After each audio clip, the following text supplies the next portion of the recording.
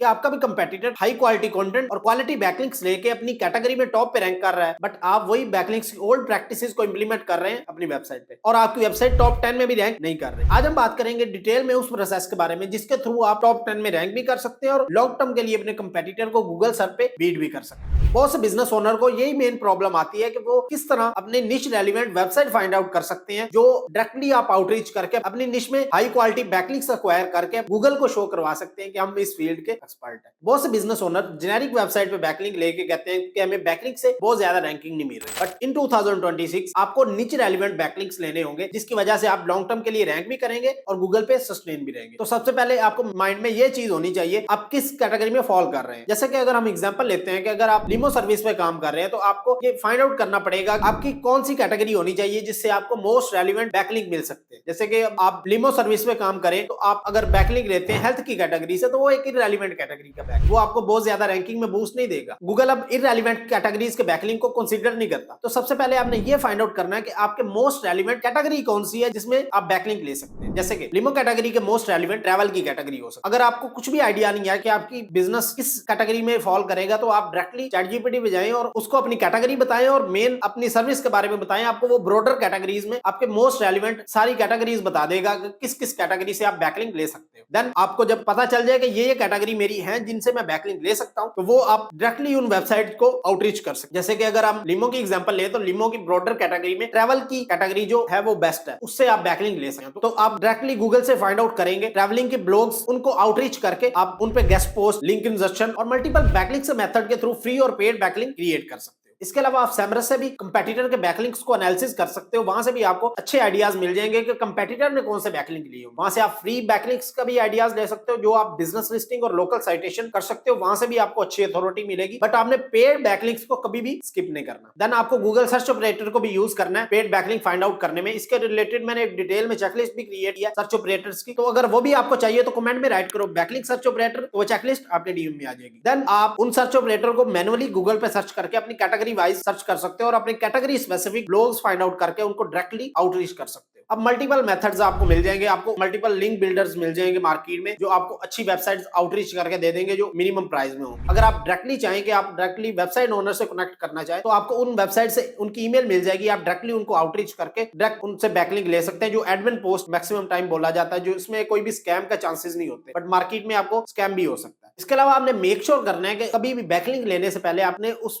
Website के जिससे आप बैकलिंक ले रहे हैं उसके बैकलिंक को चेक लाजमी करना है कि इसमें हाई क्वालिटी बैकलिंक्स कितने हैं। जिस वेबसाइट से आप बैकलिंक ले रहे हैं उसके स्पैमी बैकलिंक होगी तो आपको क्या ही वो अथॉरिटी देगी और आपकी भी एक गूगल के सामने वेबसाइट स्पैमी शो होगी। तो मेक श्योर करें कि आप जिस भी वेबसाइट से बैकलिंक लें उसके खुद के बैकलिंक हाई क्वालिटी होने चाहिए, उसकी खुद की रैंकिंग बहुत ज्यादा इंप्रूव होनी चाहिए। और जो आपने ईमेल राइट करनी है आउटरीच प्रोसेस में वो आपने पर्सनलाइज्ड हर वेबसाइट के लिहाज से राइट करनी है। आप चैटजीपीटी को भी यूज कर सकते हो, वो भी आपको इजीली आइडियाज दे देगा कि आपने किस तरह वो ईमेल राइट करनी जिसकी वजह से आपको वेबसाइट ओनर मिनिमम प्राइस में अच्छे बैकलिंक्स ऑफर कर देगा। देन अगर आपको 3 to 4 डेज में कुछ भी रिप्लाई नहीं आता तो आप अगेन उनको फॉलो अप भी कर सकते हो, तो आपको मैक्सिमम टाइम रिप्लाई आ जाएगा। और मेक श्योर करेंगे आप जब भी कोई अच्छी वेबसाइट फाइंड आउट कर लें बैकलिंक्स के लिए तो अपने एंकर टेक्स्ट पे बहुत ज्यादा फोकस करें, जो भी आपके मोस्ट रेलिवेंट एंकर टेक्स्ट हो जिसपे आपको अच्छे इंप्रेशंस आ रहे हैं और वो आपके ट्रांजैक्शनल क्यूरीज हैं जिससे आपको सेल्स आनी है, वो आप अपने रेलिवेंट मनी पेजेस पे भी बैकलिंक्स लें जिसकी वजह से उन पेजेस पे भी आपकी रैंकिंग इंप्रूव होगी। और आपको होम पेज पे सारी वेबसाइट को कनेक्ट लाजमी करना पड़ेगा और होम पेज पे जब आप बैकलिंक लेंगे तो सब पेजेस पे लिंक जूस ट्रांसफर होगा जिसकी वजह से आपके सारे पेजेस की रैंकिंग कंसिस्टेंटली इंप्रूव होगी। इस सारे प्रोसेस के लिए मैंने एक डिटेल में चेकलिस्ट भी क्रिएट की जिसमें मैंने स्टेप वाइज ये सारे स्टेप बताए हैं जो आप परफॉर्म करके अपनी गेस्ट पोस्टिंग की वेबसाइट फाइंड आउट कर सकते हो और अपने क्लाइंट के बिजनेस को और अपने बिजनेस को कंसिस्टेंटली इंप्रूव कर सकते हो। अगर आपको वो चेकलिस्ट चाहिए तो कमेंट में राइट करो गेस्ट पोस्टिंग, तो वो चेकलिस्ट आपके डीएम में आ जाएगी। मेक श्योर फॉलो मस्ट किया।